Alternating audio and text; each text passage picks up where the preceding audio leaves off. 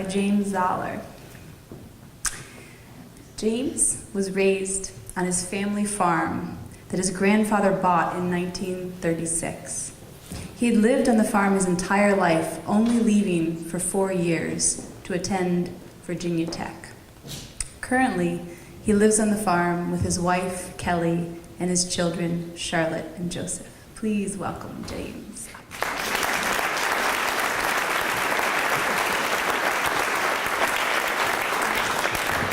Boy, those are some pretty tough stories to follow. I think maybe being first would have been better for me. Anyway, when they asked me to tell a story about living here in Howard County, I immediately thought about my experiences and memories as an 8-year-old boy. I grew up in a unique way, especially in today's standards, maybe not for Nora and some of us, but I had the pleasure of growing up on a farm with my mother and father and 2 sisters. We lived in a brick rancher on the hill. And on that same hill, just a little bit down, was my aunt and uncle and my 2 cousins. And then across the valley on the other hill was my grandfather and grandmother. And we ate dinner every Friday night. We were a very close family. But in between all our houses in the center was our family garden. And many of my memories as an 8-year-old boy stem around that family garden. I remember my grandfather driving his blue Impala, which seemed every year as he got older, his cars got bigger. But he would drive it and park under a willow tree by the garden. And he would overlook the garden and supervise the work that was being done.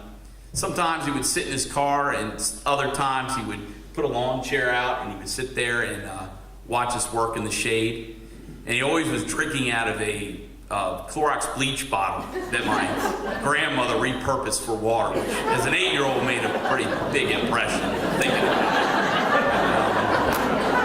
it. And I remember my cousin, he would be running the 3-horsepower rototiller that was strategically welded together so it wouldn't just fall apart. And he'd be breaking up the rows ready for planting. I remember my uncle and father stretching out and marking the rows with, of course, baler twine and old stakes that they found on the farm. And I remember waiting there to help plant, picking up dirt clods that were broken up by the rototiller and baked by the sun. And I would throw them against a machinery shed that was there and watch the dust go in the air. And while I was doing that, I would observe my grandfather, my father, and my uncle. They would be arguing occasionally, but most of the time joking. There usually was a standing joke. I believe that year the joke was we were all curious to see what seeds my grandfather bought because in his older age, the year before, instead of beets, he bought radishes, so we had a bumper crop of radishes. So they would joke around, and I remember tending the garden, hoeing the weeds, picking the potato bugs into a little steel can, and my uncle would pay me a penny a piece. And I remember thinking I'd never run out of money. That was wrong. And I remember on evenings picking blackberries in big tubs and our hands being black from stain for picking. And I remember my father and I picking vegetables, and everybody's dining room table covered in newspaper with all the tomatoes placed out ripening. I remember us picking up all the vegetables and having too much, and my father and I delivering them to all our neighbors, hearing the neighborhood news. But most of all, I remember a sense of belonging and purpose working there. And now times have changed. Now my father and mother still live on the farm. My aunt and uncle still live on the farm, and now my son and my daughter and my wife live on the farm.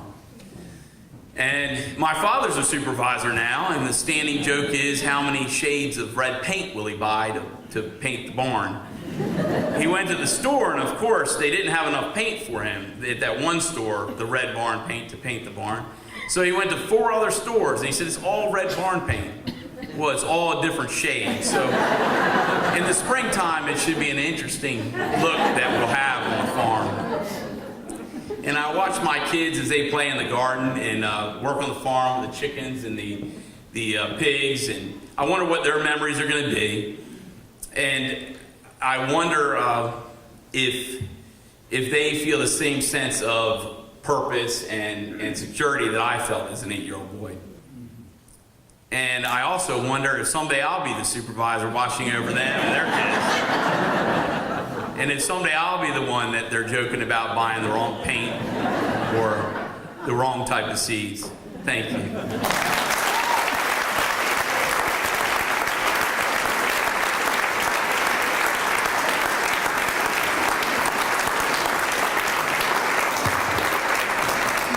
Thank you, James. And a special thank you to Joseph and Charlotte. I heard you were very crucial coaches during the story. You heard the story many times, correct? Our next storyteller is Beverly White Seals. Beverly is a lawyer who moved to Columbia in 1979 to take a job with the Rouse Company and is currently the president and CEO of the Community Foundation of Howard County. Please welcome Beverly.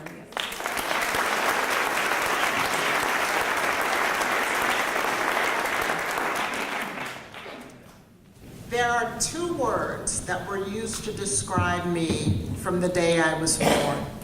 In fact, those 2 words were on my birth certificate: female and colored. I lived in a colored world for the early part of my life. And I stayed colored, by the way, for about a decade. And then I became a Negro. And I was Negro for another decade. And then I became black.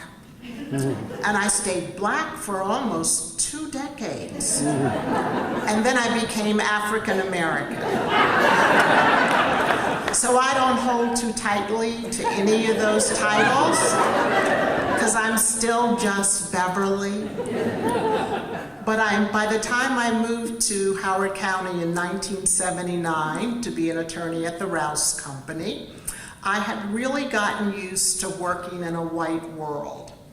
But I hadn't gotten used to living in a non-black world. And that's a very different thing. But in the 1980s and the 1990s, I became quite accustomed to life in Howard County, and particularly in Columbia, and working for the Rouse Company.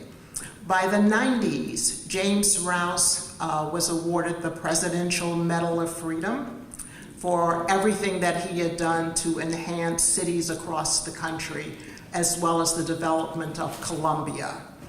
Around that same time, the Rouse Company was named the #1 corporation in America in terms of diversity and inclusion.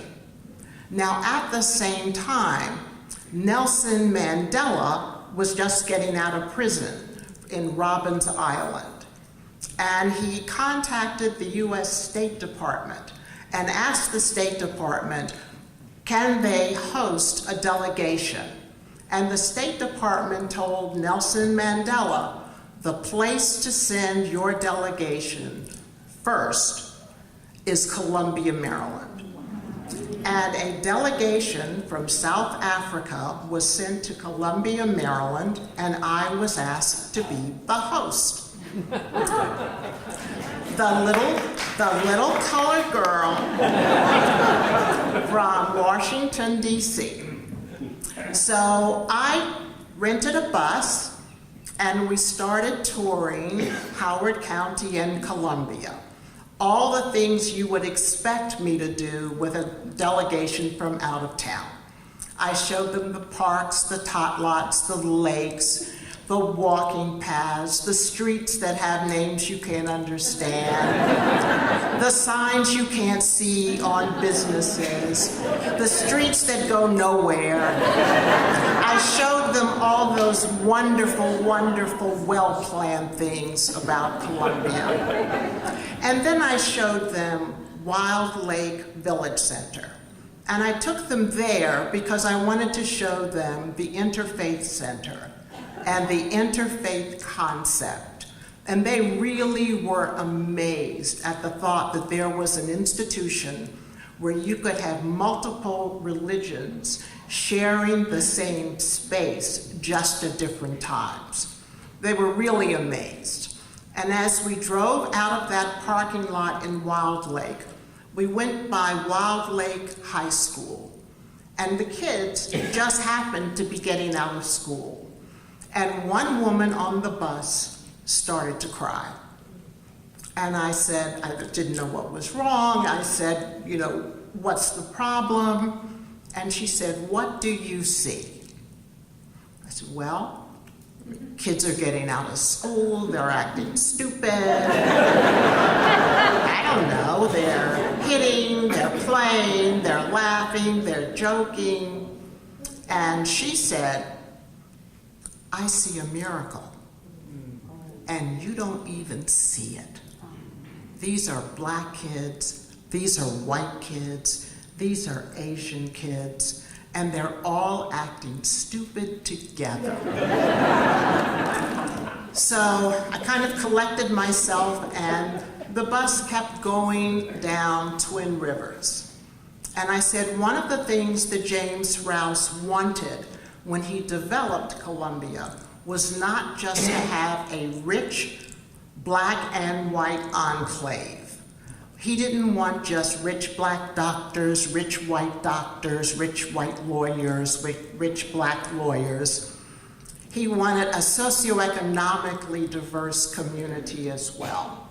And on Twin Rivers, at the time, there was Columbia Interfaith Housing, which was low-income housing.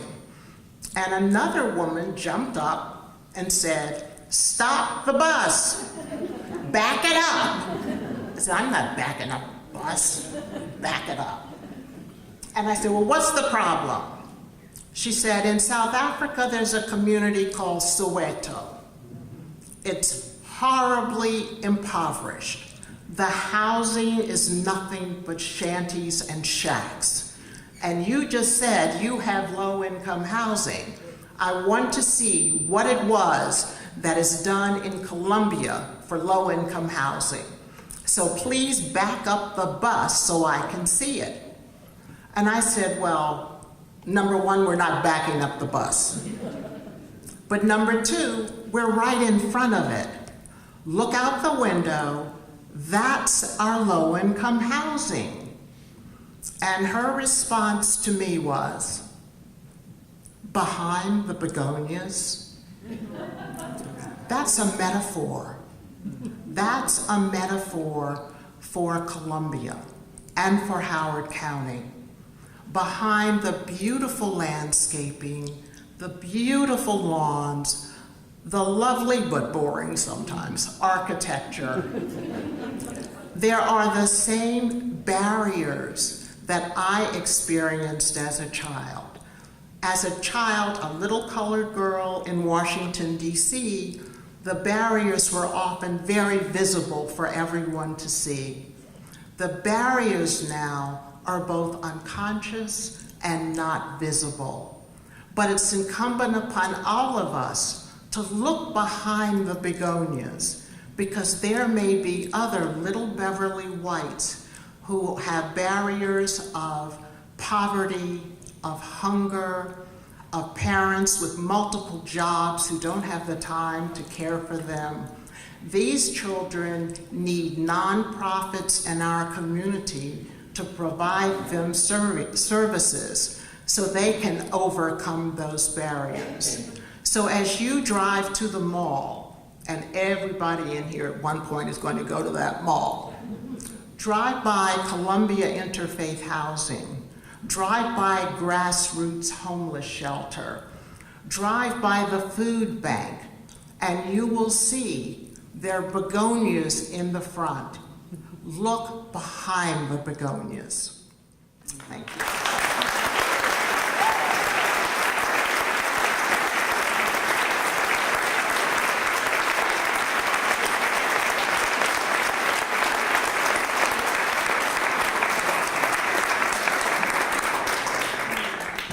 Thank you. We have another courageous and generous storyteller coming up, Dave Bittner. Dave is a lifelong citizen of Howard County who currently lives on Lake Elkhorn. He is quite active in the local business community, running Pixel Workshop with his wife, Ilana, and now serving as a media producer at Cyberpoint International. He has produced wonderful videos for the Conservancy. He and his wife have 2 sons, Scott and Jack, who keep them quite busy and smiling most of the time. Please welcome Dave.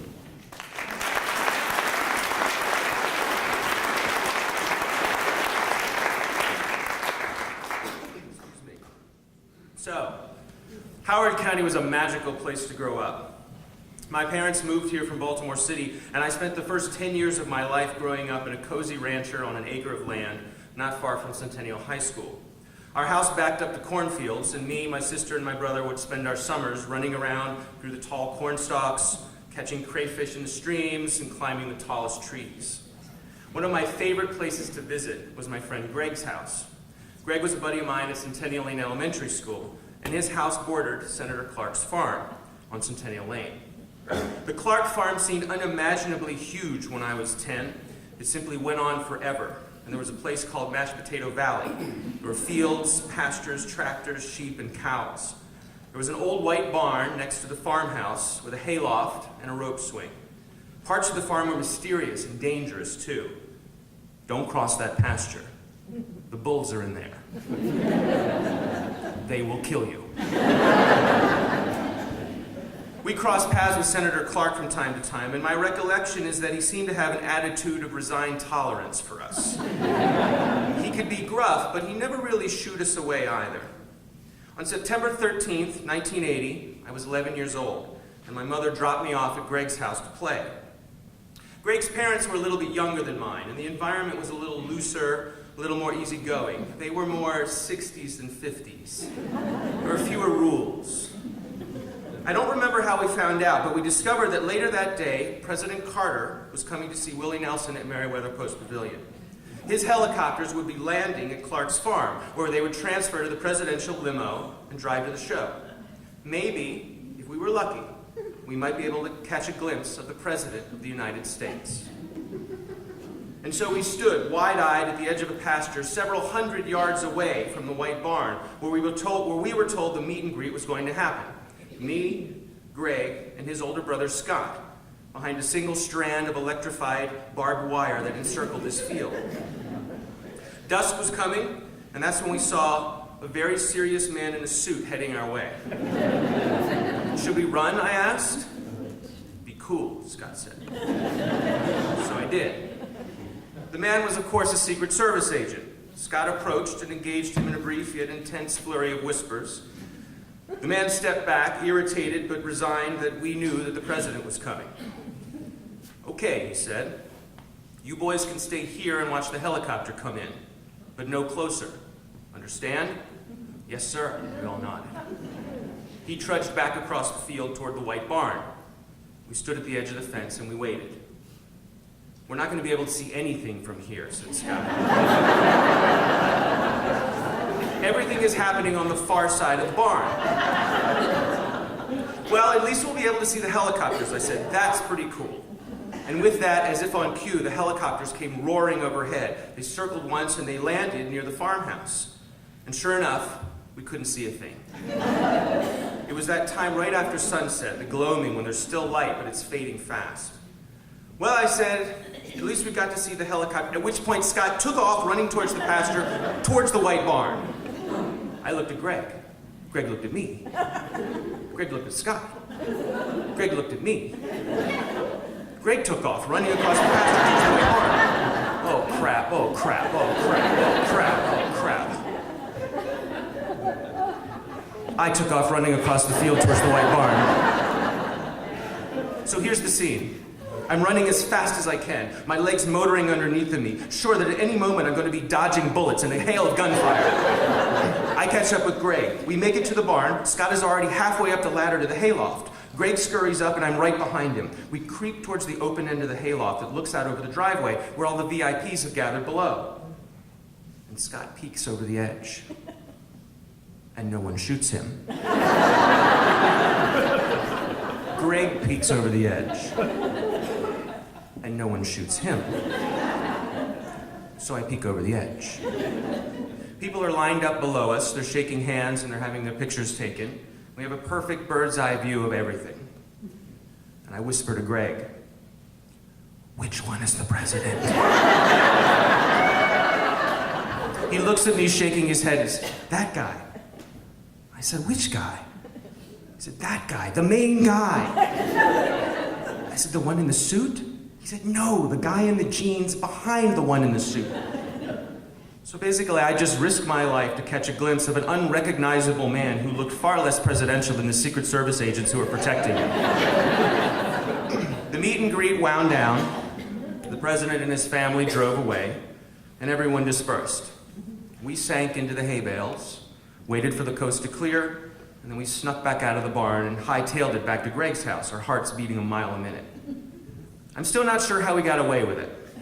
It was a different time, and as I look back, I can imagine that same Secret Service agent watching us run across the pasture toward the barn through a high-powered rifle scope, saying to himself, "Oh, you have got to be kidding." Howard County was a magical place to grow up. Thank you.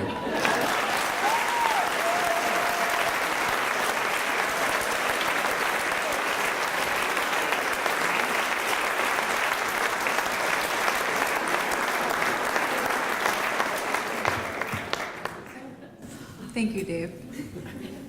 Our next storyteller is Shella Khan. Shella is married with 3 children, 2 boys and a girl. She has a master's in engineering from the University of Maryland at College Park. She worked for a few years with the Maryland State Highway Administration as a transportation engineer. She is currently dedicated to social work in Howard County. She's a strategic team member of PATH, a social welfare organization here in the county. She's a devout Muslim and actively engaged in learning Islam and educating the Muslim community. She is also a cancer survivor. Please, welcome Shella.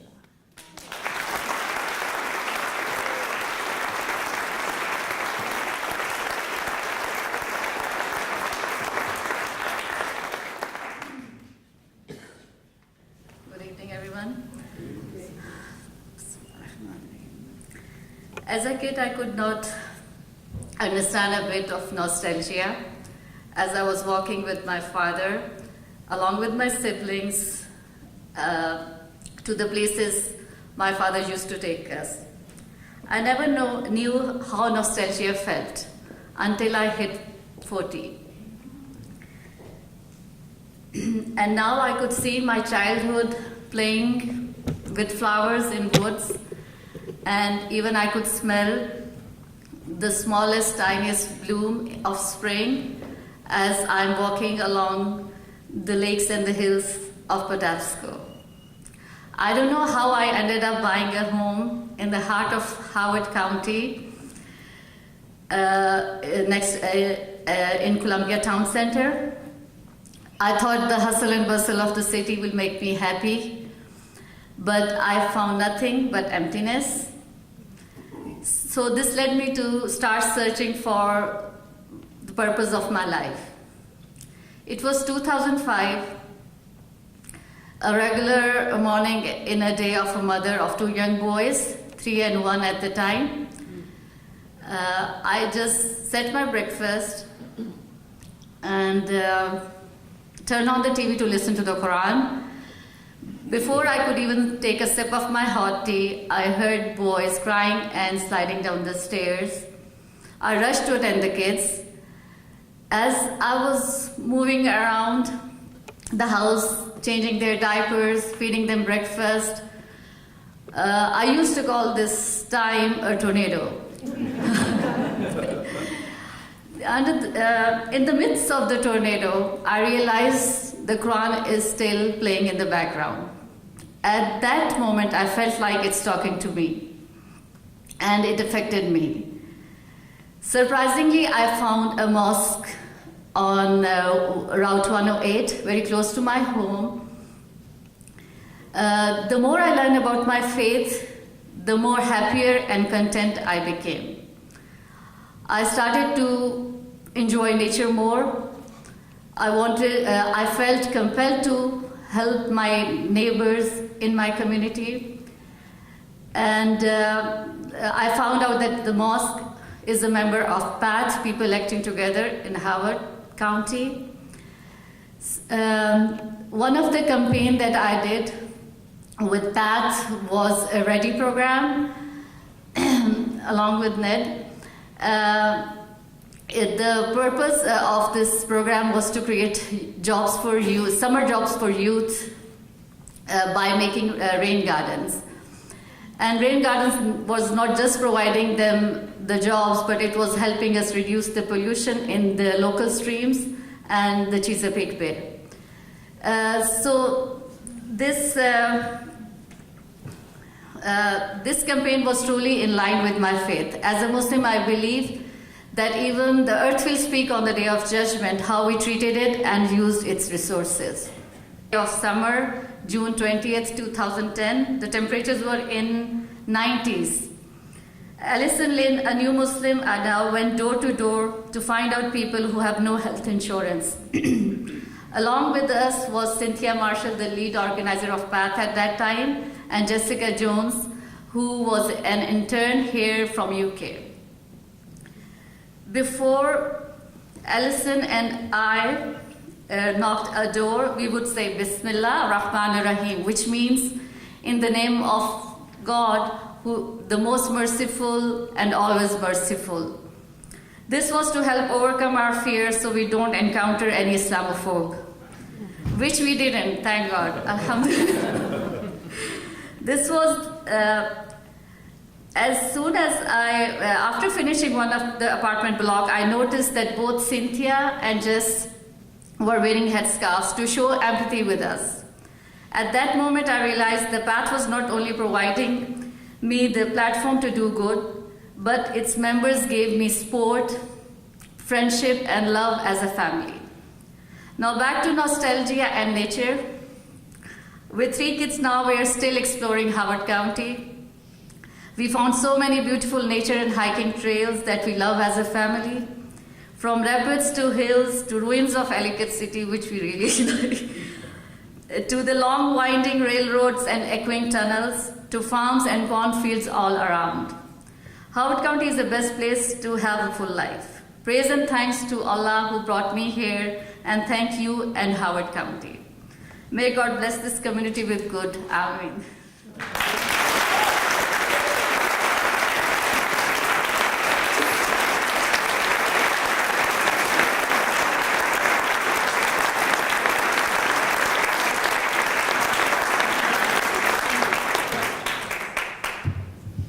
Thank you. Our next storyteller is Frank Easton.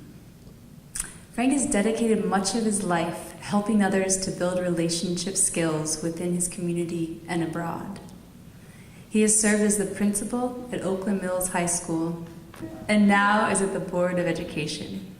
He instructs classes in leadership and diversity programs at Johns Hopkins University and McDaniel College, and is a facilitator for cultural proficiency with the Howard County School System. Please welcome Frank.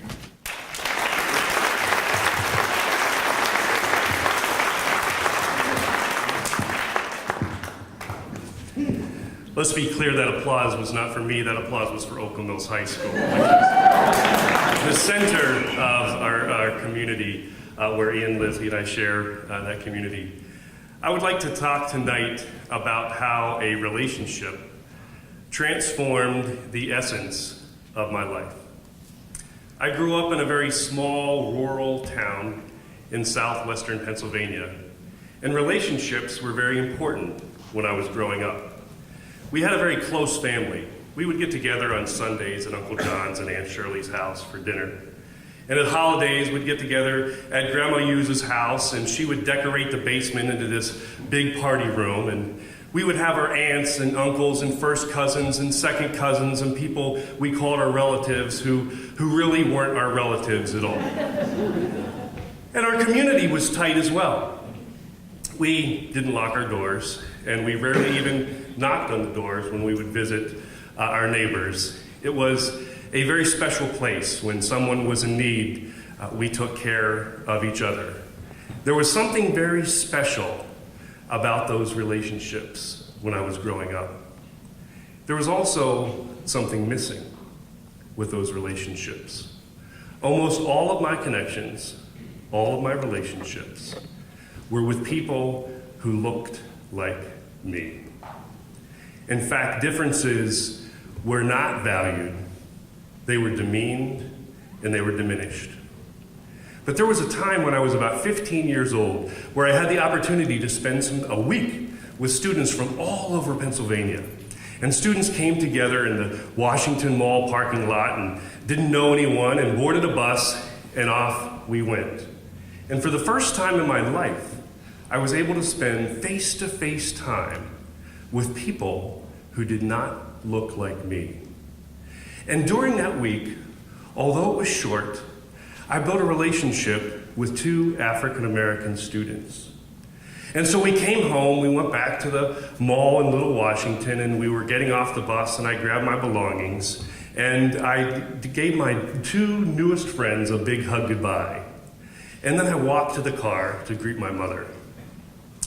And she didn't greet me with, "Welcome home, son," or "How was your week?" She asked a question that changed my life. She said, "Why were you hugging on those," enter expletive here. For the first time in my life, I realized the hatred behind that word.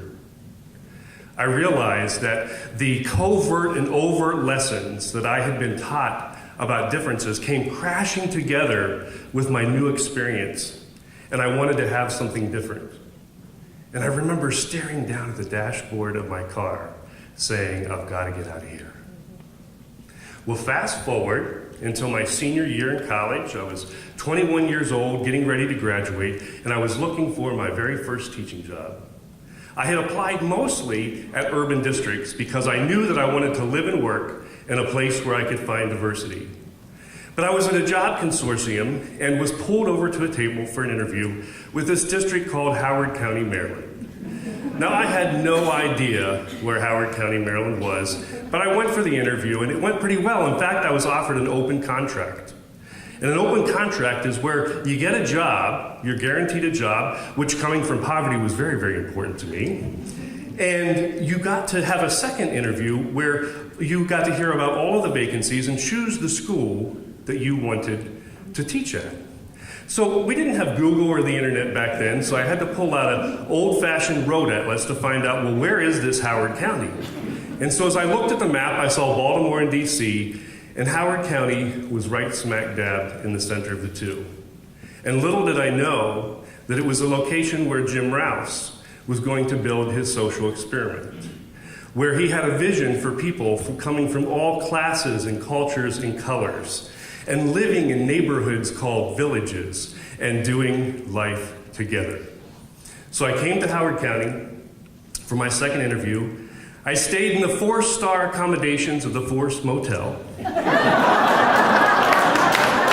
had an elegant dinner at the Forest Diner, and then trekked off to the only modern building at that time on Route 108, which was the Board of Education, for my second interview, in the only suit jacket that I had, which was wool, which was really for winter. And when I met with the Director of Human Resources, Al Tucci, I said, "I want the most diverse school that you have." And he was a bit surprised. He leaned back because most of the candidates for jobs in Howard County at that time wanted the prestigious schools with the highest test scores. But he quickly answered, "I have the school for you." Hammond High School. Located where? In that new city, Columbia. Now, in 1985, Hammond High School was a pretty interesting place. It was very diverse. We captured students from many different communities. Some of our students came from mobile home communities between the north and southbound lanes on Route 1. We also had students who came from what was then known as Guilford Gardens, which was a subsidized community. And then we had students from the villages of Owen Brown and King's Contrivance. And it was a wonderful place. And one of the things that I loved best when I was at Hammond was standing out in front of the school during arrival time, because I could see students from all different backgrounds coming together, getting out of their cars, getting off the buses, walking, even coming in limos. Now, I did find out later that the student in the limo, his father was actually a limo driver. So that's why he was in a limo. But the best thing about this was that this is where I got to come every single day. And 30 years later, I still have relationships with students that I encountered those first couple years. Well, later in my career, I was blessed and honored to be the principal of Oakland Mills High School. And one of the most memorable evenings of my life was in the cafeteria on a Sunday night with no air conditioning, no decorations, but people who had come together to say goodbye to me as principal.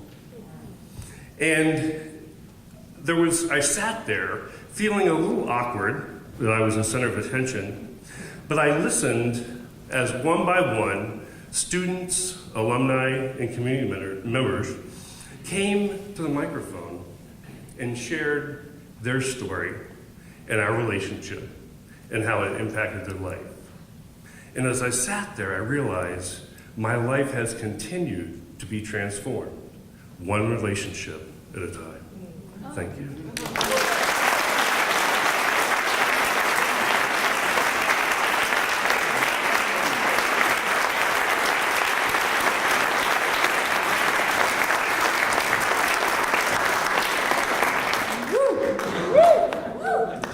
All of those are woos.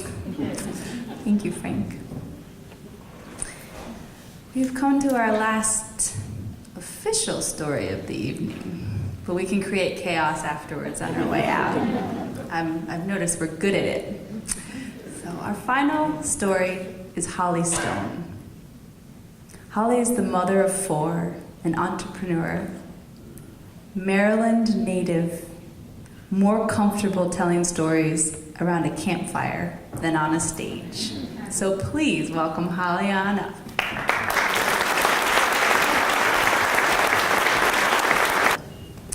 We were moving here from New York, and we were looking for a place to live. We were looking from the District Line out to Harper's Ferry and as far as Ellicott City. And we found this great house. Now it's 1989, and people are moving to Howard County because the schools are so great. Well, I grew up in Montgomery County, and I thought the schools were pretty good there, but we found this great house on 3 acres. A house on 3 acres, and next to us were 15 acres of common land, which was all forested, and behind us was another 12 acres of landlocked forest. So we figured we're going to live on 30 acres, we're going to pay for 3, we're going to maintain 3, and we're going to pay taxes on 3. This is great. Oh, there are schools here. That's good. That's good. So we moved in with 2 kids. We ended up having 4. And you have to remember, in 1989, the last light that we came to, coming from Silver Spring, of course, was at 29 and 216. And once you turned off, it was a pretty straight shot right to Clarksville, where we found our house. There were farms, and there were fields, and there were forests. And you got to our house, and then to get into Clarksville, there was a stop sign at the Exxon station. And after the Exxon station, it was pretty much forest on one side and cornfields on the other until you got to the Quonset hut of Kendall's. And next to it was, remember, the Highs and the video store. You had to go to the video store on Saturday night and see all your neighbors and friends because we were all getting tapes to watch at home with the kids. And then down the road a bit was Clarksville Elementary School. It was the center of our universe. We had 4 children there for 14 years. Our 4 kids had the same kindergarten teacher, 1st grade teacher, 2nd grade teacher, 3rd grade teacher, and 4th grade teacher. Mrs. Miller. Mrs. Miller was like the best teacher in the universe. She was old school, she was strict, but the kids listened to her. And she taught them everything they could ever want to know about Maryland. She took us to Annapolis, where we learned about the Tussie Mussy that you would smell under your nose so you wouldn't smell how bad people smelled in the colonial times. She taught the kids every state in alphabetical order in that song that those of you under 40 probably know but escape me. Mrs. Miller was amazing. And by the time our fourth child was in Mrs. Miller's class, she was absent a lot, and we didn't know why. And my daughter would come home from school and say, I don't know, Mrs. Miller isn't there today. And I'd say, oh, she must be under the weather. And then we found out Mrs. Miller wasn't doing so well. Mrs. Miller had a really rare form of cancer, and it had a name, according to my daughter, that long. So we're calling it butt cancer, because it's in her butt. We went, okay. But at this point, when your children know, the administration knows about it, and all the other teachers know, and all the parents know, and everybody rallied around Mrs. Miller. Everybody was there for her. She had children of her own, but they were far away, and they were raising their own children. But we made sure that when Mrs. Miller had to go to the hospital, there was somebody to take her there, and there was somebody to bring her home. And we made sure there was breakfast, lunch, and dinner. And the kids were all making cards. Mrs. Miller became the center of the community, just like the school. But like I said, Mrs. Miller was a really cool teacher that she shared everything with her students. Like, they knew what was going on with the cancer, and they could talk about it and not be afraid about it, because she was gone a lot and she had to explain these things. And then came the big surgery. The big surgery was that Mrs. Miller had to go into the hospital, and she had to have her buttocks cut open. So they had to take the butt cheek and they had to slice it, dig out the cancer, and then slap it back together again. But if you think about it, our buttocks are big pieces of fat, right? And tissue. And so the blood isn't going to flow through it very well, and they're not going to go back together very well. So the surgeons had an idea, and they went in to see Mrs. Miller. And they said, Mrs. Miller, the surgery went great, but we're not getting these two pieces of meat to adhere to each other. So we need your permission to apply leeches. And Mrs. Miller went, leeches? Didn't go out in the Middle Ages? And they said, well, ours are sterile leeches. And she went, and that's going to do what? And they said, well, they suck and they'll make the blood flow back and forth, and it'll get this all to heal up.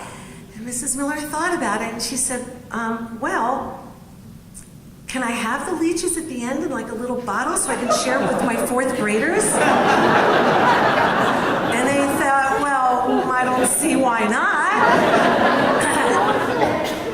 So when she was ready to go home and the leeches had done their job, 2 of the 3 leeches went home with her. We never found the third one. And I actually know all about this because of my fourth grader in Mrs. Miller's class. So I guess my husband and I really did move to Howard County because of the schools after all.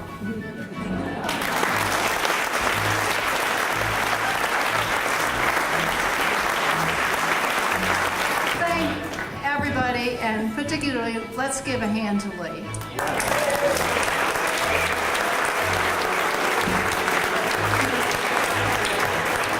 Thank you all for being a part of what Marianne said was our experiment tonight, of being in a room together in the middle of winter, sharing its stories. So thank you.